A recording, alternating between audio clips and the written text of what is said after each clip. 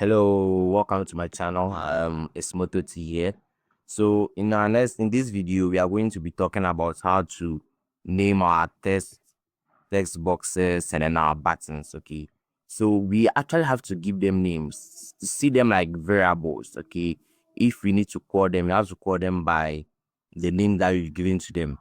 But then, unlike normal programming languages that have to give your variables name from the start, Visual Basic, it gives them a default name, okay? But then you might not remember the default name when you're working on projects. So what if I want to call it my code? Okay, and I have to come back to the box and then go and check the name, right?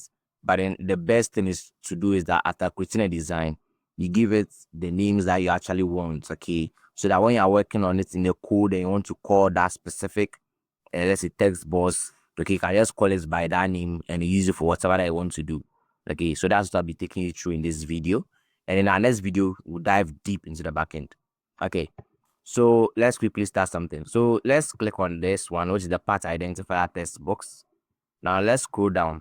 You scroll down to see design. Okay, you see there is a design here, right? Then check the design name. So that's what you are looking for. Currently, the design name is what? Text box 1. Okay, so this is like the variable name for this text box. So in that when I'm writing my code and then I want to show something, okay, I have to call this text box by text box 1. So would I always remember that this particular box is called text box 1? No, if you're working on a big thing, you won't remember. So that's why it's very good to name it how you would remember. Okay, so I'm going to take you through how the naming is.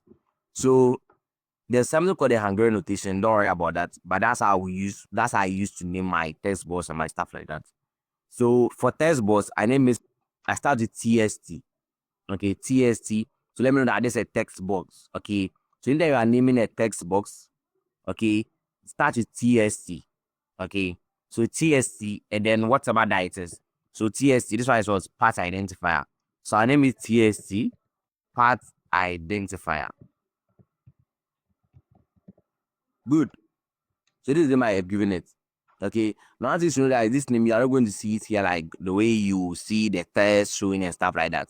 So I've named this particular text box what TSC path identifier. So anytime I want to call this particular text box, I know that I want to call the path identifier text box. Okay. And I know that I always start my text box with TSC. So TSC what path identifier. Note that the P is capital, the I is capital. Okay. So that's camel keys. I will explain that later. That's how we name variables and stuff like that in Visual Basic. So I've named this one TST path identifier. What do you think I'm going to name this one? Try guessing. Good. I hope you got it right. You see, currently the default one is what? Text box 2. Okay, so I'm going to change that to TST, then what? Path description. That's very good. So I've changed to TST what? Path description. Okay, so I've done that. Now let's move on towards the next one. So we do for the text box first. So I'm going to change that towards TSC retail price. Okay, good. And then I go to the wholesale cost. Okay, so I have TSC, then wholesale. Okay, cost. That's good. And I have TSC quantity. TSC, they have quantity. Very good. What's the next one? We have gross profit. So TST, then gross profit. Note, if you name this TST gross, you are not wrong. That's how you want to name it so that you remember. Okay? Yeah, but then just like variable names that should be meaningful. When you're naming them, make sure that the names are meaningful. I get to me. Yeah. Then next one, we have TST store. Sorry. So TST, and I was storage, then charges. Good. Good. The next one is what the next profit. So that's I'm going to limit to TST, then net, they have profit. Very good. So you're now naming what? The text boxes. Okay, you are done naming them. The next one is what are the buttons. No, we don't name the labels. Okay, we don't have to name them because I'm not going to actually use them like to call or something like that. These are the ones that you be using in the backend. So you move on to what the buttons. Okay, and you name the buttons. Now when we're working with the text box, I said I started with txt.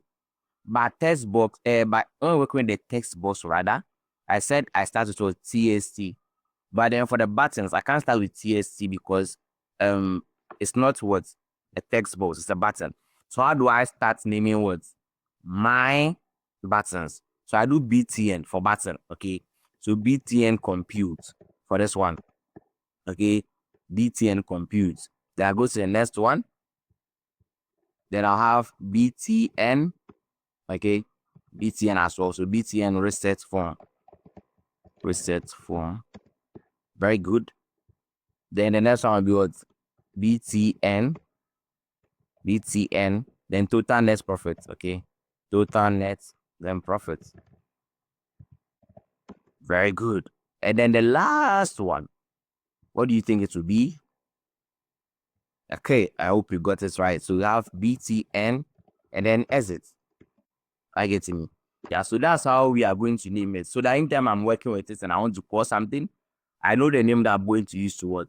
Call that specific thing. So like I said, just take it like they are variables or something. I get me. Yeah, so this is how we actually work with the naming. Okay.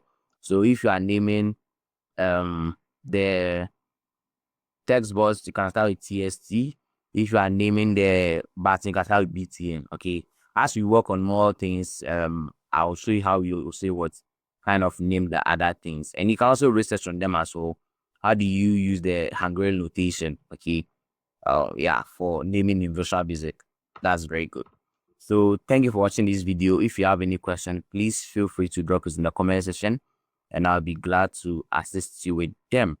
In our next video, we'll be tackling the reset form, and maybe the exit, the reset form and the exit, and then we'll continue like that. Thank you very much. Bye.